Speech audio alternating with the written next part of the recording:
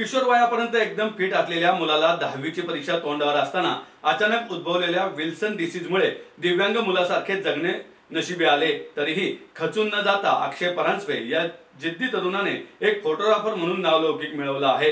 याच अक्षयच्या जीवनाची संघर्षगाथा, त्याचा प्रेरणादायी प्रवास अक्की या पुस्तकातून उलगडणार आहे, अशी माहिती अक्षयचे वडील संतोष परांजपे यांनी पत्रकार परिषदेत दिली आहे। अक्षय परांजपेच्या प्रेरणादायी जीवनावर आधारित अक्की एक अक्षय्य इच्छाशक्ती पुस्तकाचे प्रकाशन 3 जून रोजी बालशिक्षण मंडळाच्या ऑडिटोरियममध्ये सायंकाळी 5 वाजता सचिन पिळगावकर यांच्या हस्ते होणार आहे। यावेळी राज्यसभा खासदार मेधाताई कुलकर्णी, गीतकार वैभव जोशी, चित्रपट महामंडळाचे अध्यक्ष मेघराज राजे भोसले, अजित गाडगीळ, अमोल रावतेकर, अमित फाळके, राजेश पांडे, सीमा देशमुख, श्रीरंग देशमुख तसेच कार्यक्रमाला विविध क्षेत्रातील मान्यवर लेखक कलाकार उपस्थित राहणार आहेत।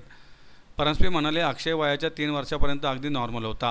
नंतर त्याला ताप आल्याने कानाच्या व्हेन्सवर परिणाम झाल्यामुळे त्याला ऐकायला कमी येऊ लागले। तरीही तो बॅडमिंटन, सायकलिंग, बोलणं अतिशय उत्तम होते। NCC परेड घेणं इत्यादीमध्ये उत्तम कामगिरी करत असे। तो 10वीत असताना 6माही परीक्षा झाल्यानंतर त्याचे संपूर्ण आयुष्यच विल्सन या आजारामुळे बदलून गेले। आम्हाला आणि रत्नागिरीच्या डॉक्टरांना सुद्धा त्याचा नेमका उलगडा होऊ शकला नाही। त्याही परिस्थितीत त्याने 10वीला 66% गुण मिळवले। पुढे 4 वर्ष तो अंथरुणात खिळून पडला होता। तरीही अक्षयने जिद्दीने 12वीची परीक्षा दिली। त्यात त्याने 88% गुण मिळवले होते। नंतर कॅमेऱ्याने त्याला आकर्षित केले आणि आज तो पुण्यात नावलौकिक मिळवत आहे। अक्षयचा हा संघर्षमय प्रवास या पुस्तकातून मांडण्यात आल्याचे परांजपे यांनी सांगितले। ह्या पुस्तकामध्ये माझ्या मुलाविषयी, म्हणजे हा ऍक्च्युअल मुलगा माझा 16 वर्षापर्यंत खूप नॉर्मल होता आणि वयाच्या 16व्या वर्षी त्याला विल्सन हा आजार झाला। आणि विल्सन आजार म्हणजे त्याच्या बॉडीमध्ये कॉपर डिपॉझिशन होतं आणि त्याचे ब्रेन आणि लिव्हरवर मेजर इफेक्ट झाला आणि तो पुढे 4 वर्ष पूर्ण बेडवर होता।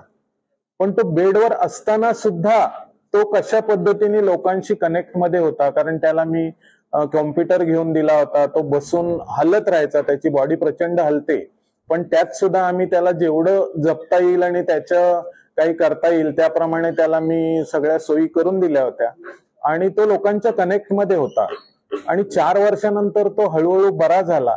मी अजूनही तो पूर्ण बरा झालेला नाही। डॉक्टरनी सांगितलेलं आहे की तो पूर्ण बरा होणारही नाही, कारण त्याला आयुष्यभर गोळ्या घ्याव्याच लागणार आहेत।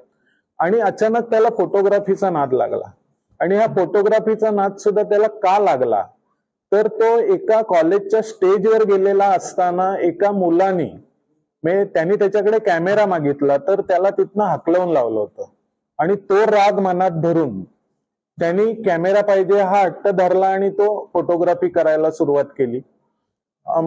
तो सगळा प्रवास त्यांनी कशा पद्धतीने तो उभा राहिला, तो त्याला उभं करताना आमच्या घरच्यांना किती प्रकारचे प्रॉब्लेम येत होते, हे सगळं मांडण्याचा एक प्रयत्न मी त्या पुस्तकातनं केलाय आणि तो लोकांना नक्की भावेल आणि त्यापासून पालकांना आणि मुलांना दोघांनाही एक इन्स्पिरेशन मिळेल असं मला वाटलं, म्हणून मी ते पुस्तक लिहायचा प्रयत्न केलाय।